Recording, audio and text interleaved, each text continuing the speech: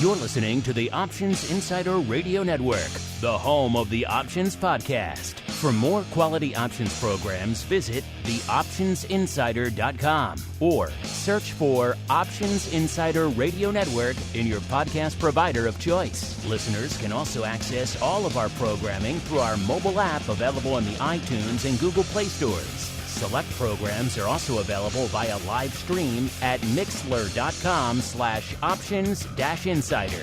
That's mixlr.com/options-insider. Don't forget to follow along with your favorite programs and submit your own questions for the hosts at twitter.com/options, stocktwits.com/options, facebook.com/theoptionsinsider, or via questions at theoptionsinsider.com.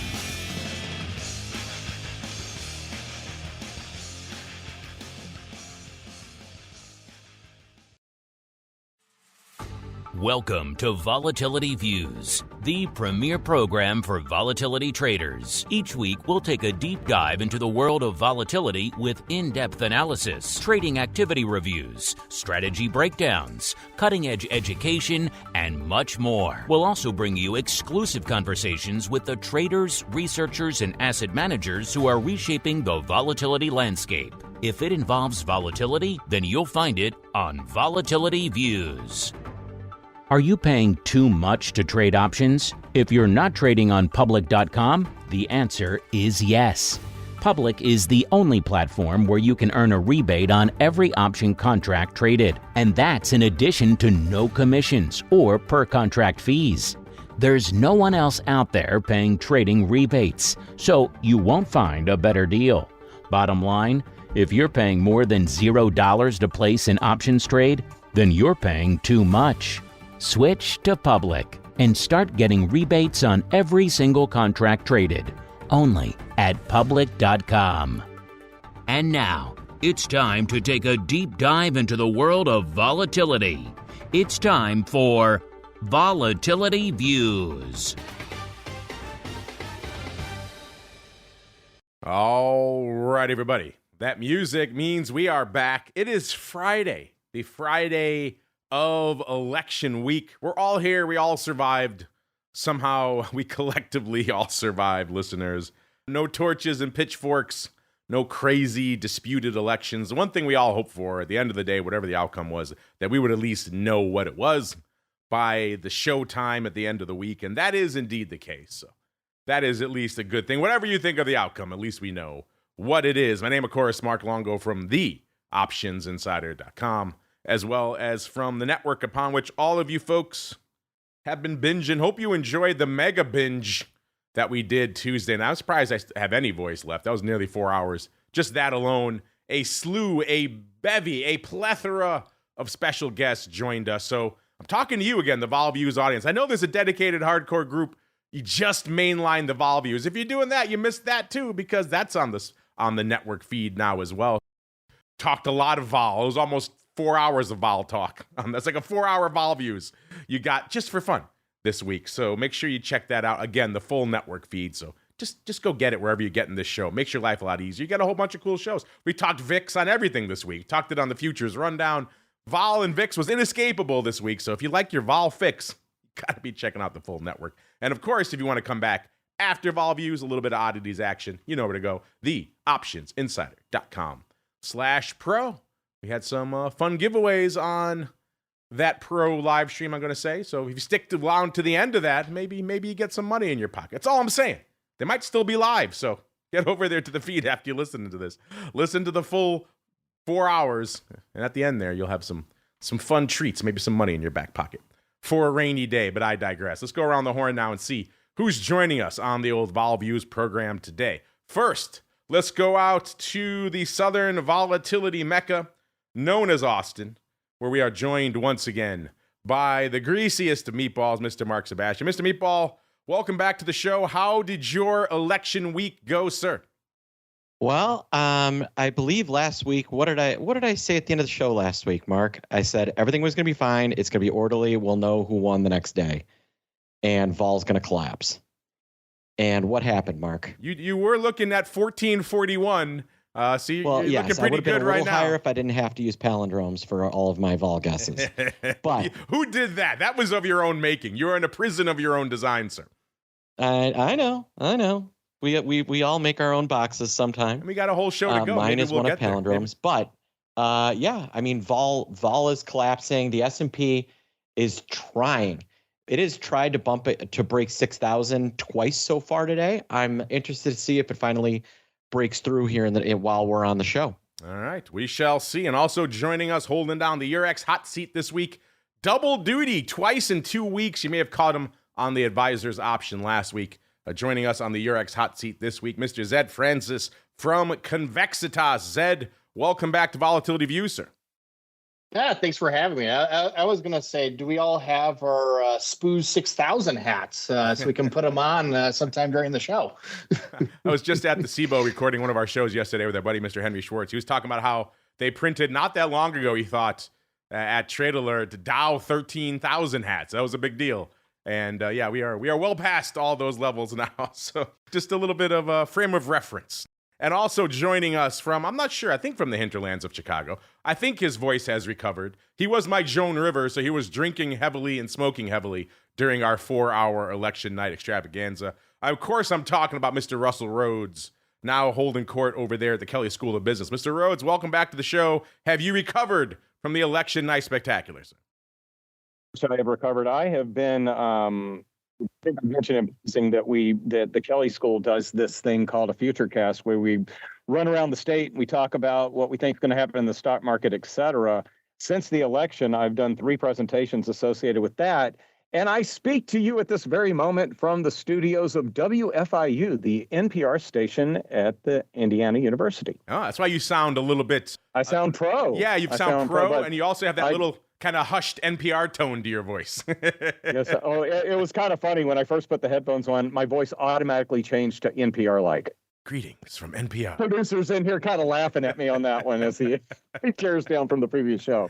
Yeah, we're going. It's like a Blackhawks afternoon game, Bulls night game here in the studio. We're doing the quick switch over.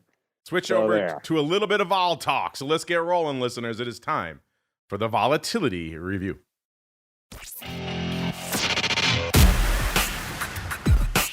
It's time to break down the latest developments in the volatility trading world. It's time for the Volatility Review.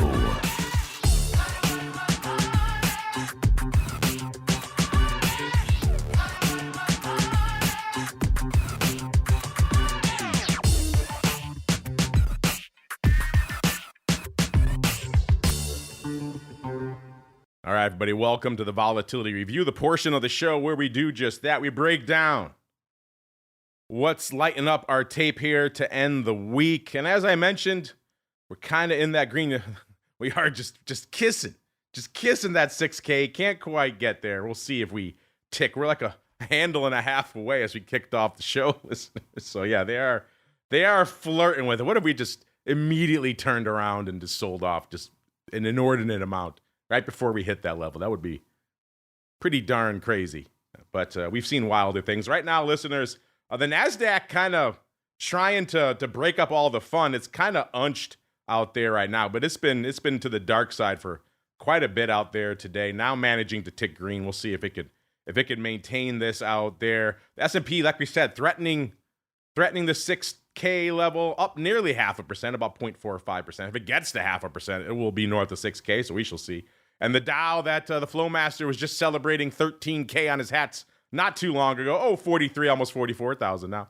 Up about 0.6%. And our old pal, small caps, up about 1/3%. Of course, you know, this is not the extent of the rally we've been seeing. We've been seeing pretty much naught but green on the screen almost all week. The relief rally, quote unquote, really started before the event itself. It started on Tuesday. Saw a very aggressive rally leading into the election, which was kind of weird. We don't normally see that before the event itself. We see madness in the overnight.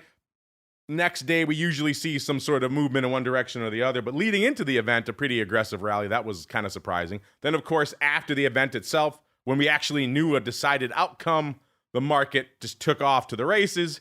Continued that narrative yesterday and seems to be continuing that today. So A lot of green on the screen. Unless you're on the vol front, listeners, then it has been all red all the time. Vol apocalypse, Volmageddon, call it what you will. They are coming for this vol right now. Dare I say it, getting some shades, some inklings of when Trump took office back in 2017 and VIX went to die. We have VIX down nearly 7 handles from our last show, listeners. 6 3/4 handles. It'll probably be more than 7 by the time the show is over. We were at about a 15 even when we kicked off the show. That puts us down again, nearly 7 handles, 6 3/4 handles. When's the last time we said VIX dropped 7 handles from show to show? It's been a while. So, yeah, let's hope this is not the trend. We can go a little bit lower if we want. Of course, we got some seasonality coming up at us in about a month or so. So we'll probably plumb some lower depths. But I don't think anyone wants a repeat of 2017, when we went down to 9 and then kind of sat there and vol went to die. That was no bueno for anybody. So let's hope we got a nice little downside run here for a bit, but we also have still some spice, still some life here in the vol market. I know I sure as hell don't want to host a vol show again for a year where VIX is at 9. Talk about testing my hosting skills. Not a lot to talk about when VIX is hanging out at 9 for a year. Listen, so if I sound a little focused on that, it's because I still have PTSD from 2017. Anyone who was in the vol market that year probably does as well. VVIX 88 down about 30 points. My goodness, they are coming for vol. 30 handles from where we were this time last year. Let's go around the horn. Let's start with our guest holding down the UVX hot seat. Zed, we talked to a lot of people on election night, but we didn't get a chance to get your perspective. So let's start there. What were your thoughts on how all this played out leading into the election? Markets rally and vol coming in a little bit. And then, of course, the fact that we had such a clear and decisive result so quickly, them really just taking vol to the woodshed as a result. So what are your thoughts? Yeah, I mean, I think the one clear thing going into the election is that vol was just way too darn high. And we all know why. Like, there was the event and we had to get through the event. But even with the known event on the calendar, it was just way too high. And not only was it way too high, skew is way too steep. So out of the money puts were very, very expensive relative to at the money options and slightly out of the money calls. So the wings, if you will, were even more expensive than even the close to the money stuff being too darn expensive. And coming into the event, we were kind of realizing like mid-9s to about a 10. And historically, you should have about a 15-ish% vol premium over realized. And so, if you had 10 realized volatility, that means you should really have 11.5 implied volatility. And what do you know? Right now, 1 month at the money options in the S&P 500 are about 11.5. So we completely reset to about what you should be if you just black out the last week that's taken place. You're killing me, Zed. I'm getting flashbacks of a 9 handle in VIX. You're not doing much to assuage my fears here. So you're supposed to tell me we got a nice vol spike that is imminent, but doesn't sound like that's the case. All right, let's keep going around the horn. Let's go out to the Southern Volatility Mecca. Mr. Meatball, we had the Rock Lobster on. He joined our cavalcade of stars there on Tuesday, but we didn't get a chance to chat with you. So let's start there. What were your thoughts? Like I said, rally and vol kind of softening a bit into the event itself, and then just obviously falling off a cliff as a result. What were your thoughts as all this played out? And then what else is catching your eye in the vol market this week? Yeah, I mean, I was surprised how strong we rallied on Wednesday. I know it was a relief rally, but that was even bigger than what I was expecting. I thought we would be up. Kind of everything I was looking for happened, right? We've got the VIX below 415. What was shocking, and I'm going to share this with you guys. Zed, I'm going to share this in chat. I think you guys will appreciate this. So I took 2 pictures. Let me cut this. So this is the VIX futures curve 3 days before the election, and then the VIX futures curve on the Thursday following the election. And Mark, you can share this with your listeners if you like as well. However you'd like to do it. What is fascinating is how crazy the similarity is between 2016 and 2024. They're almost like spitting images. Check that out, Zed. It's like freaking, and Russell, it's crazy. They were like mirror the VIX in 2016, a little over 22, front month future 1940. VIX 2024, little over 22, front month future 1945. VIX after, we didn't have the Fed, so this was taken before the Fed was announced, but VIX 14, VIX future 1540, next VIX 15 and a quarter, VIX future 1555. This played out almost to the T in terms of the vol markets as 2016 did. It was absolutely fascinating. I'm looking at it right now, listeners. We'll tweet it out for you so you can see. By the way, my favorite part of this chart, Mark, is that you scrawled the dates on top. It looks like a toddler's crayon. I love it. It looks good. That's my handwriting. I was doing it. I was doing this live in a room. I know and exactly showing people why. this, and I wanted to. I got the idea to do them side by side last minute. Otherwise, I would have prepped this a little more. It looks great. It looks like I wrote that, which makes me happy. Feel free to have your graphics team make that look pretty if you'd like. We'll jazz it up just for you. But I thought that was funny. Speaking of jazzing up, by the way, Mr. Meatball, I'm not down with this at all. But our chat is saying you should get a Vol medal for your prediction. I was like, they're getting way ahead of the game here. Let's get to the crystal ball. Let's see if you win first, and then we could talk about some sort of trophy, some Vol medal. Look at that. What do you got? You got your mom in the chat today, sir? What's going on? I don't get it. All right, let's keep rolling. Just the people love their champion, which is Mark yes. S. Sebastian, the palindromic master of all things Vol.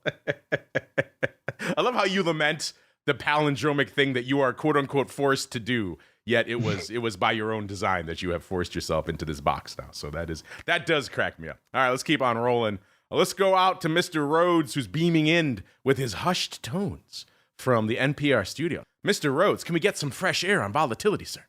Unmute. Yeah, it's funny. Mark was talking about how we had a repeat.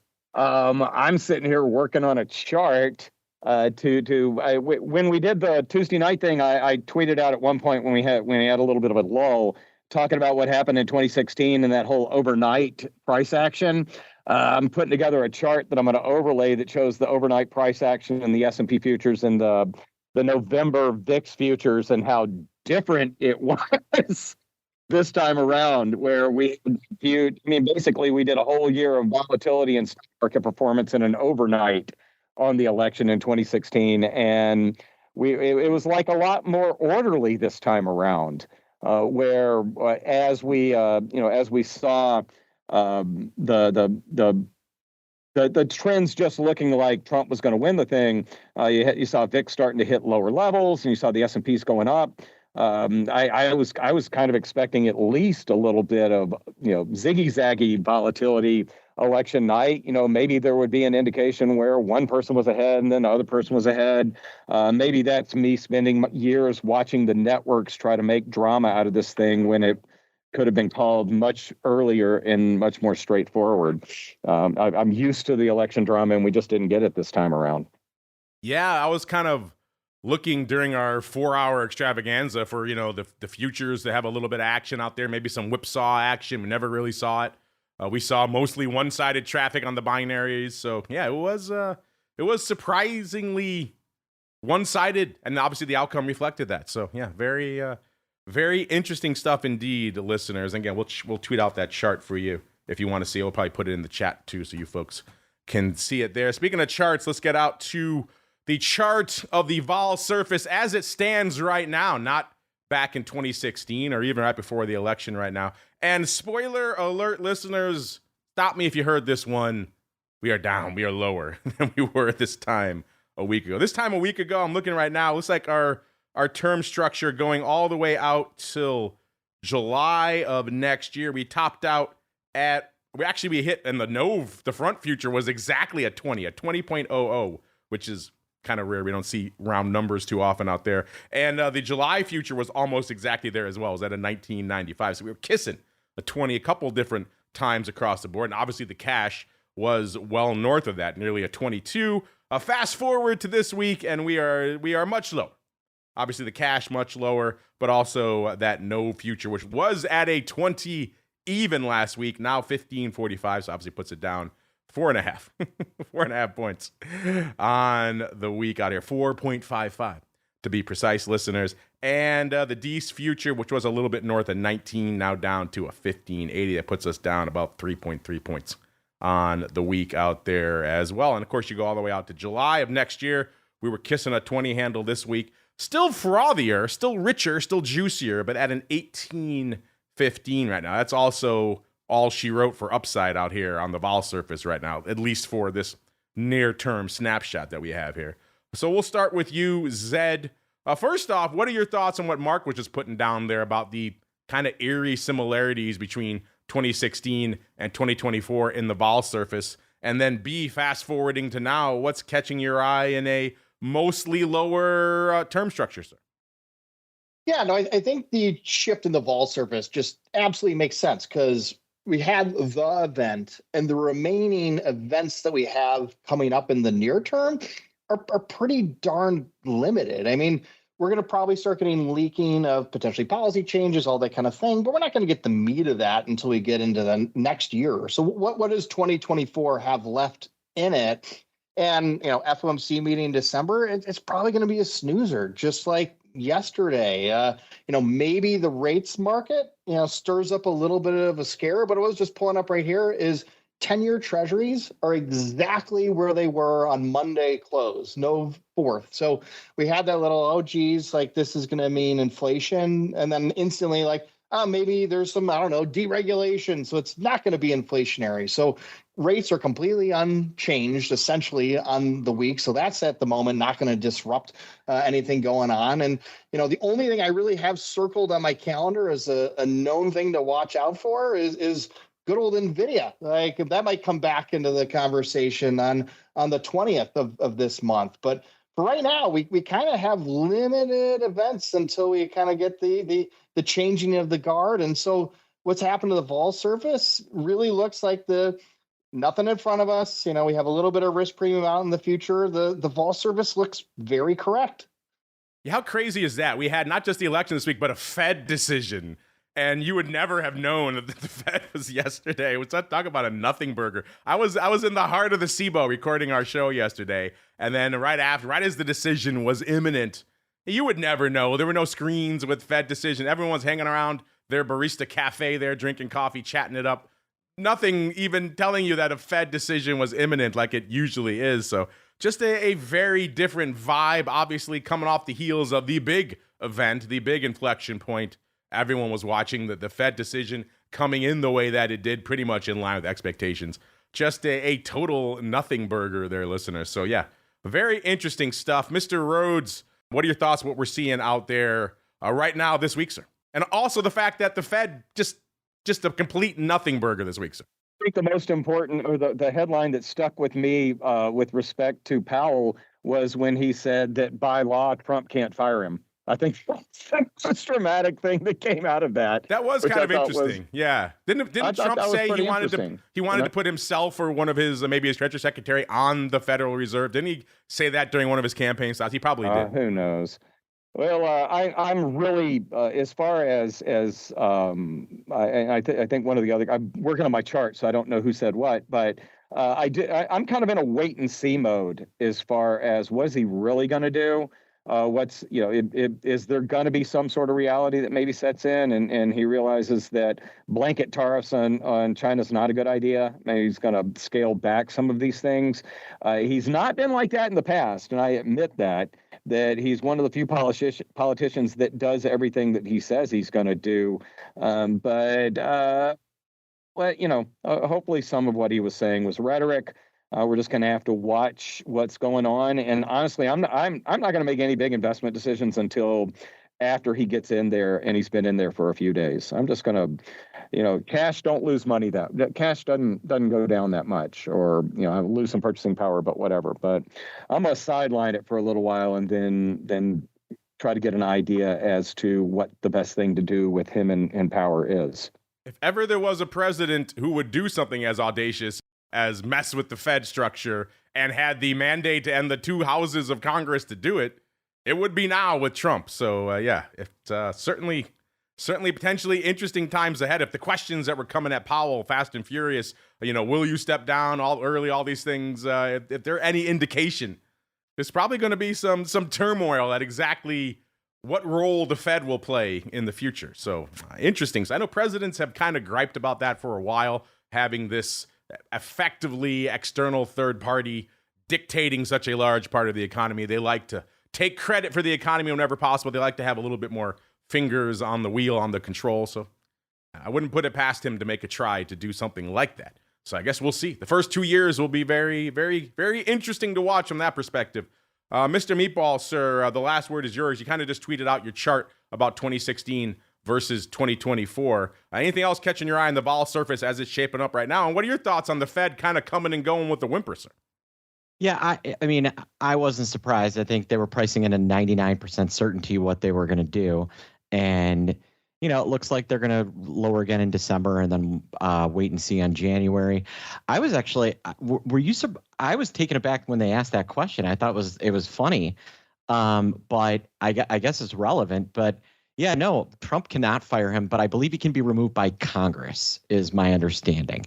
But it would have to be an impeachment, is my understanding. I think I don't know all the rules, but it's a little funky. His term ends in 2026. People forget Trump was the one that put him in the office, so I can't imagine they hate each other that much. I think Trump's just. I think there'll be less fireworks than people think when it comes to the Federal Reserve. The surface itself, I think there's still some room for the VIX itself to drop. I know we're going to talk about option order flow, but there's some anticipation for some continued pressure on volatility and the vol surface. And I would expect that to continue. I'm reading here the latest up-to-the-minute analysis. They say no president has ever attempted to remove a Federal Reserve chairman from their role before, so the authority to do that has never been legally tested. So I don't know if we know the precise legal minutia for Trump to kick Powell to the curb. But yeah, interesting stuff out there. Let's see if the interesting vol continued beyond our shores, listeners. It is time once again for the International Volatility Review. It's time to explore what's happening in the volatility market beyond our shores. It's time for the International Volatility Review. The International Volatility segment is brought to you by Eurex, home of Euro stocks, VSTOXX, DAX, and the German government bond-based Eurobund, Eurobobble, Euroshots derivatives. Eurex is the leading European derivatives exchange. Learn more about trading VSTOXX futures and options, the European Volatility Benchmark, at www.eurex.com/VSTOXX.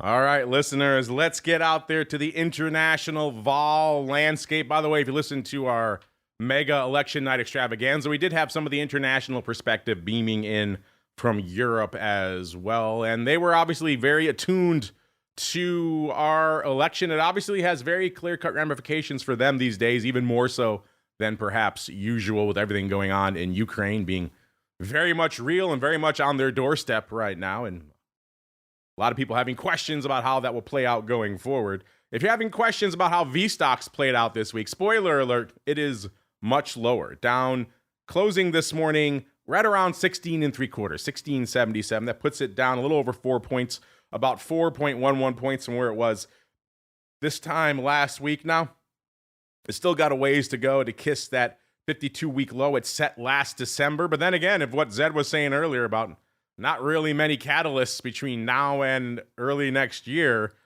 we could be kissing that 12 handle again in the middle of December. What's keeping vol elevated in mid-December? I ask you, listeners. This was exactly middle of December last year, December 15th, when we hit that low. So if we're going to threaten it, it's not that far away anymore. 1677 to 1212. Nowhere near as lofty of a move as it was even a week ago. Listen, remember that high, of course, August 5th, 3116. Very much in the rear view mirror right now. Mr. Rhoads, we did talk international vol a bit on the special this week, which is always kind of fun to get some different perspectives on how the vol landscape is shaping up. But obviously, VSTOXX not immune to this downward gravitational pull that is sucking all the vol down this week. What caught your eye on the VSTOXX front this week, sir? The December-January relationship got more extreme. I'm going to talk about something that's not necessarily election related, but the December dip, it's $1.25 lower than January now. That's pretty darn dramatic. And we had just talked about looking at VSTOXX and looking at that relationship, and then taking a look at how it's playing out in the U.S. It was about 25 cents last week. Now that's an 85-cent discount. So they're both returning to some sort of normalcy with respect to it. It's like everything. Well, it's like this was an earnings announcement where the announcement happened and we have moved on a day later to what are we worried about the Fed doing and what's the economy going to look like next year, et cetera, that we really are looking beyond a lot of anticipated risks that did not come to fruition on Tuesday night, Wednesday morning. And thank God they didn't. Thank God that I really think we showed the best side of ourselves as a country by, coming together, having an election, agreeing to disagree, and not seeing some of the goofiness in the bigger cities that we've seen in the past. I'm hoping this is maybe the craziness that we all acquired during COVID has finally started to subside, and we're all going to act like normal people once again. And if we're all going to act like normal people again, that should result in lower volatility. I'm gonna steal one that we had in our internal chat. We did flip around. It's the first time that VIX has been lower than VSTOXX in some time, and that's how things are supposed to normally be. So we're back where we want to be. There may still be an opportunity to maybe buy VSTOXX, short Jan VSTOXX, and do the opposite in VIX, because it's probably not as attractive as it has been, but I do still feel like our December dip has a little ways to go. Maybe once we get past a couple of other uncertainties or major economic numbers in November, that relationship should spread out even more. Russell, I have breaking news. The S&P 500 just broke 6,000. We're currently trading 6,001. There we go. Spot 7. The Russell 2000. The S&P 500 has officially broken 6,000. Wherever Uncle Do you remember what 6,000 hat? Yeah. Do you remember what the intraday low was for it back in 2008? It was 666. So I'm not getting excited until we're at 6,666.66. Yes, there we go. All the sixes. That's what I want. 11% from here. Wherever Uncle Mike is right now, he's shouting into the wind that there's never been a better time to sell the S&P than right now. Shaking his fist at a cloud. Yes, old man shakes his fist at a cloud. Yes. Yes, that is indeed the case. Zed, same question for you, sir. What are your thoughts? In particular for you, I know you watched that VIX VSTOXX relationship like a lot of people do. Russell was just saying we're kind of in that rarefied era again where we're seeing VIX tilting substantially lower than VSTOXX right now. What are your thoughts on how that relationship is shaking up, sir? Yeah, no, I think the current spread between VIX and VSTOXX makes a lot of sense, and I think it's going to maintain that course until, again, we get more clarity what the heck we're doing here in the U.S. And that might seem a little funny that, what uncertainty in terms of policy in the U.S. is causing a spread where the U.S. is lower risk than, Europe in this instance. But we have such a great effect on what is going to drive the bus over internationally, especially in the EU. So I think there's actually less clarity on what things are going to look like 2 years from now in Europe than it necessarily is here in the U.S. And because of that, I think we're going to maintain this spread until the clarity kind of comes to fruition in the next couple of quarters. So I would expect this spread to be maintained until we get to kind of Q2 of next year. How big of an effect do you think the kind of upheaval in Germany's political, the kind of crackdown there is having on VSTOXX. No, I think that's part of those inputs, right? And if the U.S. is, we'll say, helping folks lean into those types of predicaments, and as more countries possibly think similar to what kind of support they're going to get going forward, I think it could definitely lead to more chaos in Europe than here. We certainly have seen some chaos in Europe in the past. Hopefully, we don't see a repeat of that as we keep on rolling our gaze back to the domestic front, listeners. And after kind of a banger week out here, no surprise. I mean, you had two extreme catalysts this week in a presidential election and, of course, the Fed coming back to back. You expect it to be a banger week on the VIX options front, and it pretty much was the case. Multiple days, every day, pretty much, with the exception of today. Over 1 million contracts out there, listeners. So an explosive week on the volume front. I'm trying to think the last time we saw pretty much every day of the week, with the exception of Friday, over 1 million contracts. It really requires some sort of major catalyst like this to really lift things like that into high gear. Today, looking decent, 487,000 contracts on the tape, so closing in on 500,000 right now. Obviously looks light compared to what we've seen so far this week, but the session is young. We just hit 6K. Maybe that'll spur the next wave of flow out there. The ADV looking frothy again, 837, up 91,000 contracts from where it was this time a week ago. Now, if past is prologue, it's going to be hard to sustain that, especially heading into the typically quiet Thanksgiving and December timeframe. But, we shall see. Maybe we were threatening 1 million contracts a day in the dog days of summer. So take the rule book these days, listeners, and just throw it out the window. If you're looking at VIX right now from a top 10 perspective, you're seeing a lot of puts out there. Surprise, surprise. This is one of the few times, again, an aberrant week, listeners, one of the few times you're seeing puts dominating calls in the top 10 out there. If you've been listening to this show for any length of time, that's a fairly abnormal development out there. And that is pretty much what we're seeing right now. Puts 6-4 over calls in our top 10. So if you're a put fan out there, enjoy it. This doesn't come around very often, listeners. Also cost you 235,000 contracts to break into the top 10 this week. That is pretty steep. That shows you VIX has been lighting it up this week.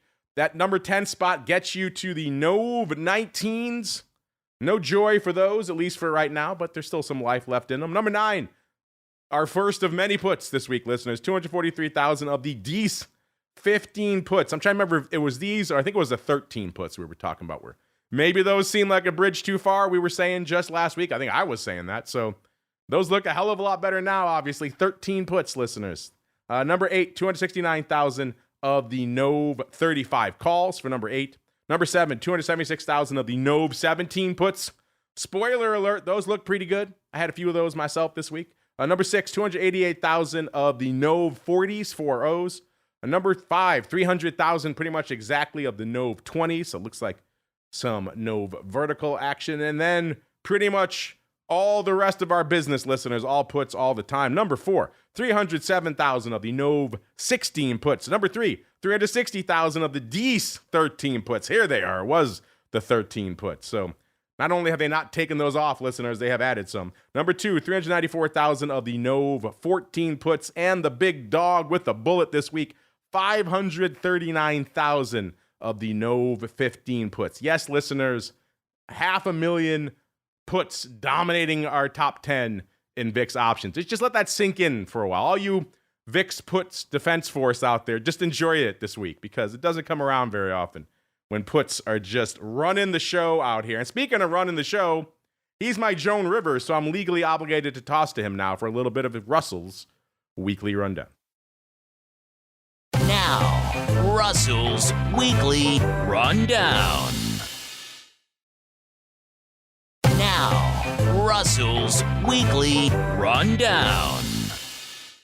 All right, sir. I love how we keep going with the Joan Rivers reference. Just cutting edge and timely if ever there was one, sir. Hated week last week in the weeklies. That's all I can say about that. Let me take a tug of this cigarette. There you go. Yeah, it's about as much as I can do at Joan Rivers. It was kind of. There wasn't a whole lot of weekly action on Thursday and Friday. It was all Monday, Tuesday, Wednesday. So I've got, as always, got trades I like, trades I don't like. The one trade that I like, and you guys will figure out the reason I like it. Monday, with VIX at 2188, somebody bought 420 of the November 13th 24 calls at 95 cents and sold 420 of the 29 calls at 52 cents. Net cost of 43 cents. That thing I haven't checked, but I'm pretty certain it doesn't have a whole lot of value. They do still have that position on, but you gotta love. Are we going to call that? Yeah, I'm trying to think of it. If we start seeing a bunch of 420 lots, is that like a 50-cent reference? Dr. Vic's good. I don't know. Snoop Vixie Dog. I'm just trying to come up with. I've been trying all morning to come up with something that incorporates something that is 420 oriented along with VIX, and I'm coming up with nothing. But that's why we have the chat. Tuesday, somebody did come in. I really like this trade. This might be one of the smartest weeklies trades I've ever seen. So late Tuesday, somebody came in, and I've sat here in front of this laptop and said, if you're going to play the election, don't use the November 6th, use the November 13th. And boy, was I wrong about that. But unless you were playing for a crush. But somebody came in Tuesday and they bought the VIX November 6th 21 calls for 50 cents. This was an opening position.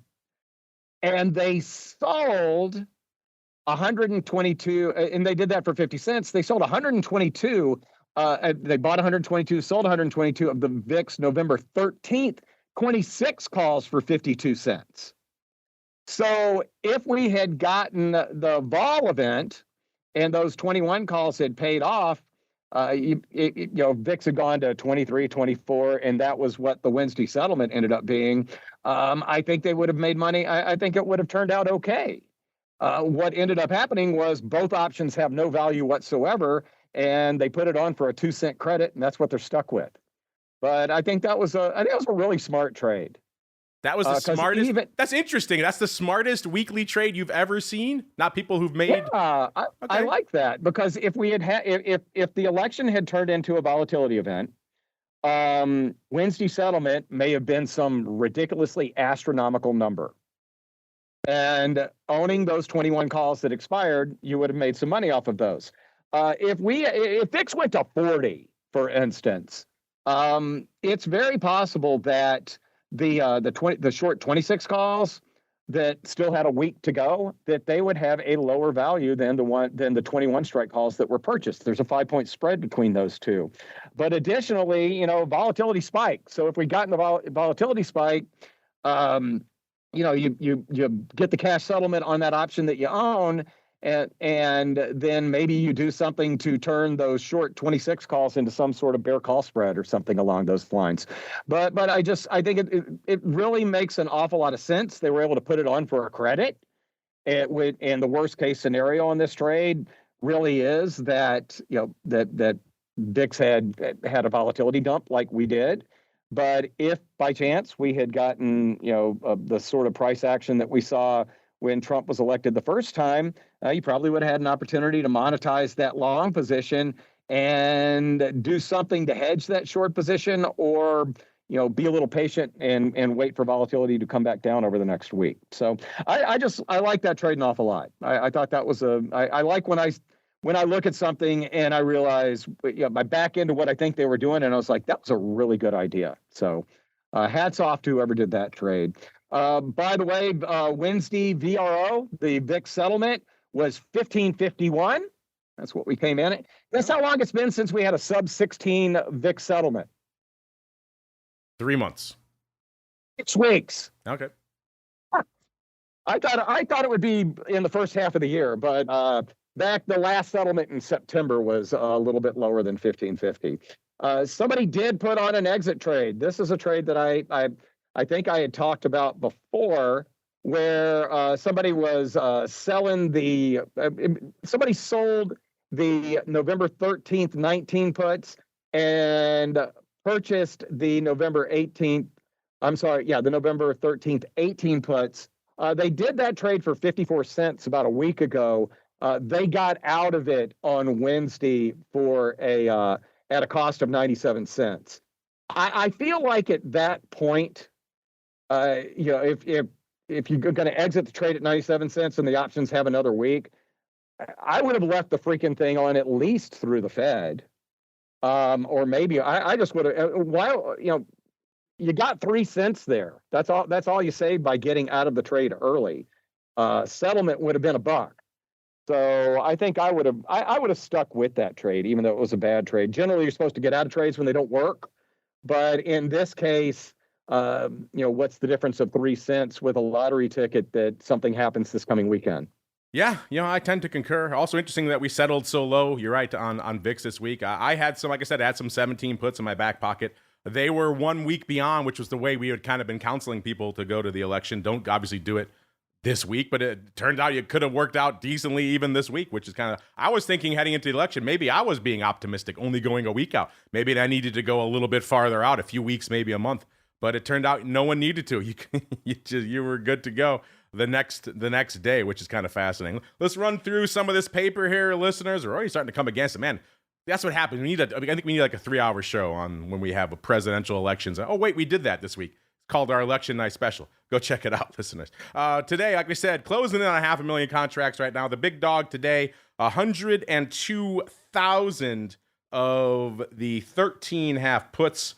They're trading for, looks like around a dime most of the day here, listeners. So I guess if you still want some no puts, these are expiring on the 20th, and you think there's more downside to come, you can get all you want for a dime to 9 cents. At least you could right before the show here. So that could probably be taking some of these off, but we shall see. You like those? Listen, you think there's more death of vol to come? Then maybe these no 13 half puts are your huckleberry for a dime. Number 2, right behind it, 80,000, because of course it is. It's VIX. The June 42 halves. All those bad boys are opening. So here we go. Right back at it, listeners. I love it. It looks like we have the June 21s against that 20,000 times. So the 1x4 is back. 21.42 half, listeners. I don't have time to pull up the prices on that. You can go check for yourselves. But they've been liking those 1x4s, 1x5s to the upside for a while. Looks like taking the opportunity to reset and add some more out there. Thursday, the big dog, 1.3 million. 128,000 was our big boy. That was the Nove 15 puts, again expiring on the 20th, and 80,000 for number 2 of the 16 puts, 74,000 for number 3 of the 14 puts in December, number 4, 71,000 of the 14 puts in November, and just for fun, because why not, 60K for number 5 of the April 42 halves. Wednesday, 1.62 million contracts on the tape. I wonder why, listeners. The big dog on a post-election Wednesday. My huckleberry here, 154,000 of the Nove 17 puts. This was gangbusters on the 17 puts. By the way, number 2, 75,000 of the Nove 15 puts. Number 3, 67,000 of the Nove 16 puts. Number 4, 59,000 of the Nove 14 puts. We know for a fact that those were at least closing. I have to imagine a lot of this paper was closing, listeners. And number 5, 54,000 of the Nove 20 puts. Tuesday, heading into the event itself, about 1.1 million contracts on the tape. The big dog, though, a lot lighter, 64,000 of the Nove 16 puts. Those went up on the bid, so maybe someone was bailing on them, or maybe they were drawing a bit of a line in the sand for some vol implosion. Either way, 64,000 of those bad boys, followed by number 3, 63,000 of the Nove 15 puts. So it is possible. It's like they were probably buying the 15 puts, so maybe they did a bit of a roll, in which case that would be strange, but we've seen weirder things right on the day of the event itself. Number 3, why would you roll down with 16 puts? But hey, still love you. 49,000 of the Nove 25, so number 3. Number 4, 43,000 of the Nove 14 puts, and 38,000 of number 5 of the Nove 18 puts. Monday, no slouch. Man, we had some bangers on Monday, including we asked you about these. This was our question of the week. The Nove 15 puts, they put up a big block of 100,000 for 85 cents. They did a total of over 250,000, so that was clearly the option du jour. We asked you folks, are you a buyer or a seller at that price, 85 cents? And you folks overwhelmingly wanted to buy those bad boys. And then number 2, 161,000 of the Nove 17 puts. Number 3, 114,000 of the Dees 14 puts. Number 4, 106,000, of the Nove 16 puts. And rounding out the top 5, number 5, 99,000 of the Nove 13 half puts. Let me not speak out of turn. Let me get your exact results right now. Yeah, the Nove puts, 17 puts expiring on the 20th, 85 cents. 2/3 of you, exactly, 66.7% wanted to buy them. 33.3% said you wanted to sell them. That would turned out to be the right do. Those are looking pretty good. Mr. Meatball, I know you're looking at a lot of VIX flow this week. What in particular stood out to you, sir? Yeah, I mean, a lot of puts. A lot of puts. Looking at just today, give me a second here. The biggest trade today is a June spread. They did the 1x4. They bought 20,000 of the 21. Well, yeah, I think they did it this way. They bought 20,000 of the 21 calls, sold 80,000 of the 42.5s. Could be the other way around. And then we have a buyer of the Nove 13.5 puts, 25,000 times. Thursday, lots going on Thursday. April 42.5 call buyer, lots of Nove and D's puts going up. The Nove 14s, the D's 14s, Nove 15s, 16s, D's 13s, D's 15s. I mean, just tons and tons of puts. Everybody fading vol. Wednesday was maybe the most muted day. Biggest trade was the November 35 calls, 11,000 times. So a little muted there. Tuesday, as the election was approaching, lots and lots of puts. I think there's a theme here, Mark. Puts. Lots and lots of puts going up. And then Monday, more of the same. Biggest trade was the 100,000 of the November 17 puts, and then there was some 13.5s, 13.5 put spread. Some 20 puts went up. They were all about. Oh, you know what? They sold the 20 puts at 244, 50,000 times to buy 100,000 of the 17. So that was a roll down. But yeah, theme of the week has been let's express our short volatility opinion via owning puts in the VIX complex. Hard to fault what works. And I don't want to throw shade at the Dr. VIX. His smartest trade he's ever seen was a 2-cent credit at the end of the day. I hope you come home with more than 2 cents for the smartest trade he's ever seen. I get it. The structure was fun.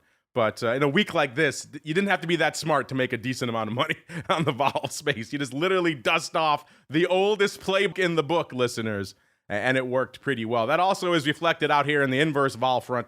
SVIX a little bit north of 28 right now, 28.10 coming into the end of the show, up about 5.1 points on the week. Interesting, getting some volume, 3,300 today. That's a good volume this week. The ADV is up 800 to 6,300. Doesn't seem like they're going to hit it today, though. Interestingly enough, though, Mr. Meatball, I have noticed they have added weekly options now to SVIX, so hopefully that'll start ginning up some volume out there. The markets are kind of atrocious in the weeklies, but hopefully they'll tighten up. I was looking at some near at the money stuff, and they were, I think, a nickel bid at $1.90, so good luck trading inside those. But anything catching your eye in inverse vol this week, Mr. Meatball? Did you kind of just mostly focus on VIX this week? No, I mean, I was accumulating the stock as over the, as the election was approaching. I was accumulating the stock. I owned some of the 27 calls into the election as well because they were way, way, way too inexpensive, and played out pretty well. The way vol continues to flatten, this thing will be back over $30 in a snap. I thought about going the SVIX call routes, but I ended up just putting all my chips on the VIX put table at the end of the day. You can't beat the liquidity there. And you know what, listeners? We got some other stuff to talk about in the vol ETPs, but I want to make sure, it looks like a lot of our chat is talking about this China tariff issue. So let's get to a real quick volatility voicemail. It's time to share your thoughts and opinions with your fellow volatility traders. It's time to check the volatility voicemail. Make your voice heard by dialing 779-669-4VOL. Posting a comment on the optionsinsider.com, sending an email to questions@theoptionsinsider.com, or posting your questions to twitter.com/options or facebook.com/theoptionsinsider. All right, let's get to it really quick because we're coming up against it. Our chat's been going back and forth all episode long about the whole issue of tariffs and their impact on vol. In particular, they want to know, how much do you guys think vol will spike with the new round of trade war, especially if we see the 60% tariff war with China? Zed, we'll start with you. How much does trade wars and global geopolitics factor into your vol analysis right now? Yeah, no, I don't think it does anything for long-term vol analysis, if you will, but it definitely can start sprinkling in some new events when we actually get into the meat of it. So if you think back to kind of, summer of 2018, like you got random little vol spikes. So I'd almost compare it to, we'll say for the maybe 2 quarters where Treasury new issuance became a volatility event. It'll be similar to that. Like you have little things that can flare up that weren't on your calendar before that can cause, 12-hour issues. But I don't see it as likely causing long-term volatility changes, just some nice additional events on the calendar that weren't there before. Mr. Meatball, same question for you. How much does the potential for a trade war with China and massive tariffs, how much does that factor into your vol analysis, sir? Yeah, I think Zed hit the nail on the head there. If you want to know, I think just go and replay what Zed said 20 seconds ago, and that's going to be dead. That's going to be the exact same thing. All right, listeners, you wanted to give him a medal at the start of the show. Let's see if he earned it. It is time for the crystal ball. It's time to peer into the future and reveal what the volatility gods hold in store. It's time to look into the crystal ball. All right, listeners, it is time for the most difficult, the most dangerous, some might say the most deadly portion of the show. As we're coming into the end of the show, we've got VIX just a tick north of 15, almost 1510. Let's call it a 1507 here. And then we've got, so moving away from the Meatballs prediction, moving in the wrong direction for him. VSTOXX, we already told you, 1677 this week, down over 4, about 4.11 points out here this week. So let's see, where does that leave us? I was feeling things would still be a little spicy post-election. I was at a 19.25, so no joy for me. And a 2001, I was feeling a little bit more spice across the board. I was just, these contested elections have affected me, listeners. But no, we didn't see any of that, which is a good thing. So I said last week, I believe, I wouldn't mind being wrong, and that is the case right now. Mr. Rhoads, he was so embarrassed by his crystal ball picks, listeners, that he had to go. Actually, I think they forced him out of the studio. His NPR voice was offensive to them, so they kicked him out of the NPR studio. So hopefully we'll get his vol prognostication a little bit later. He was at a 24.42 and a 23.32, so he stole the Meatballs palindromic nonsense to middling effect, let's just put it. The Meatball was looking good, 14.41 on VIX. We have moved away from that now. 15.51 for VSTOXX, so no joy there. And Matt last week was on the show, and I believe he was at an 18 for VIX and a 21.75. So no joy for any of us, which means Zed, as our guest, you get to go first, sir. What are you feeling? If you want to do both, you can. If you want to just do VIX, that's fine as well. What are you feeling for vol next week, sir? Yeah, so I think ultimately we're going to be heading towards that 12 handle that you're afraid of. But I do think that the largest company on the planet coming up reporting earnings and everybody's favorite AI play is going to cause a little bit of elevation in volatility leading into next week. So nothing crazy, but I'll go with VIX 15.48. And VSTOXX, I'll say we're just holding the line. I'll go with 16.88. And just for the record, I'm not afraid of a 12 handle. It's the 9 handle in VIX that really spooks me. So I hope we don't see it. I can hang out at 12 for a little bit, but 9, that's when I start to get a little flashbacks of the 2017 Vietnam that we all lived through, listeners. All right, Mr. Rhoads, he's on assignment, so we'll see if we can get him for his pick. Mr. Meatball, sir, you were pretty close this week, but no cigar. What are you feeling for this time next week, sir? Well, I think the totality of my prediction was on, even if my palindrome was a little bit off. I think we're going to see some continued vol deterioration. I think the bond vol really coming off, that was my big concern, has me feeling a little better. I'm going to go with a 1331. All right, 1331 for Mr. Meatball. And listeners, yeah, I was not even in the zone, so no vol metal for me this week, listeners. So take what I have to say this week with a grain of salt. But, I was right on the positioning side. So I guess at the end of the day, that works out, even though a blind squirrel, I think, could have done all right on the vol front this week. But outside of Russell's snazzy 2-cent credit that he was very excited about. That's why I kicked him off the show, listeners. That was just complete nonsense. I'm just kidding. All right, let's go out here to VIX land. This time next week, will we continue the erosion?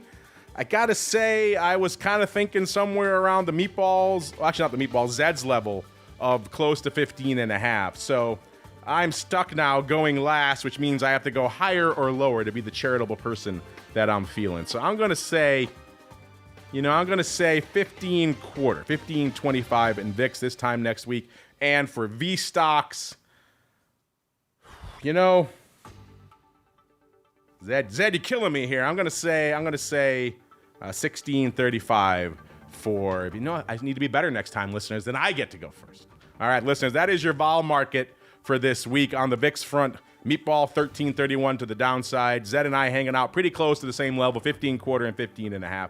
And on VSTOXX, 16.34 for me on the low end, and Zed at 16.88. That is going to do it for us on the old Volatility Views program for this week. But before we go, Mr. Zed, if folks want to check out what you're cooking up over there at Convexitas, where should they go? What should they do? Yeah, please find us on LinkedIn or over our website, convexitas.com. We're here to help with portfolio construction issues, and at market all-time highs, we potentially can be even more helpful. Yeah, we didn't even get into the skew levels. So much to talk about this week, but you're right. Maybe skew coming back to earth. Maybe if you want to put some downside on, take some deltas off the table. Maybe not the worst time to do so, and maybe Zed and Ilk could help talk you through that. Mr. Meatball, same question for you. If folks want to talk about maybe some vol out there, or maybe debate your vol metal, where should they go? What should they do? Yeah, my guy Frank Gregory, that is, was a lobbyist in D.C. and did a bunch of other things. He is going to be talking about the impact of how the new administration is going to affect specific stocks and specific industries and sectors. In order to join, you have to be a member of his newsletter. To do that, go to optionpit.com/power-moves, and you get his newsletter, and you will be invited to his special event he's hosting this Wednesday. That's optionpit.com/power-moves. Interesting stuff. We don't talk politics too often, so if you want to get a lens into that, listeners, check them out over there, optionpit.com, the place to go. And Mr. Rhoads, I'll try to get his prediction for us listeners by the end of the day so I can get him in the crystal ball. It's like our listeners are fading the hell out of vol. We got a lot of 13 handles, 1480, 1420 coming in our chat. I see a 15 handle in there as well, so kind of a nice healthy range, most of it to the downside as to be expected. If you want to check out Russell on Twitter, you know where to go. Russell, 2 S's, 2 L's, RHOADS, all one word. And of course, you know where to go to check out all of this VSTOXX goodness and a whole bunch more. Eurx.com/VSTOXX. I was just on it before the show, and Russell's webinar is up there. So if you want to see the full day of all things VSTOXX hosted by Mr. Dr. VIX/VSTOXX, then check it out over there, Eurx.com/VSTOXX. It's all there for you. And while you're checking out vol, how cool is it that the folks at Public coming on the old Vol Views show as well? They said they're ready for the big boys. They said they're ready for the Vol Views crew. They know you folks are the hardest of the hardcore, the bleeding edge, the most demanding, but you also trade a lot. They're a brand new platform on the options front. I said, are you sure you're ready? They're going to bring their A game. You better be there to match it. They said, yes, we are ready. So head on over to public.com/VV. It's probably the easiest URL to promote in the history of this network. Public.com/VV. That's all you got to do there, listeners. That goes a long way towards supporting the show. Lets them know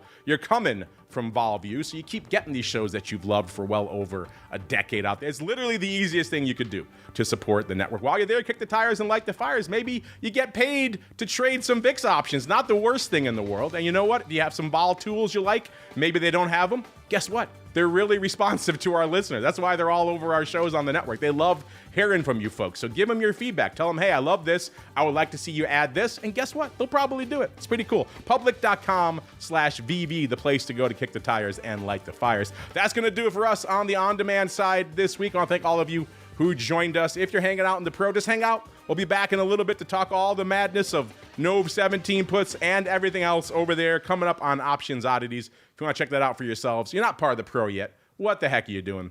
TheOptionsInsider.com/pro, the place to go to learn more. Then we're mercifully off for the weekend. We can all rest our voices, myself included. Then we're back again on Monday for the option block all the way through to next Friday, another episode of Volatility Views. Stay safe out there, everybody. Are you paying too much to trade options? If you're not trading on public.com, the answer is yes. Public is the only platform where you can earn a rebate on every option contract traded, and that's in addition to no commissions or per contract fees. There's no one else out there paying trading rebates, so you won't find a better deal. Bottom line, if you're paying more than $0 to place an options trade, then you're paying too much. Switch to Public and start getting rebates on every single contract traded, only at public.com. The International Volatility segment is brought to you by Eurex, home of Euro stocks, VSTOXX, DAX, and the German government bond-based Eurobund, Eurobobble, Euroshots derivatives. Eurex is the leading European derivatives exchange. Learn more about trading VSTOXX futures and options, the European Volatility Benchmark, at www.eurex.com/VSTOXX.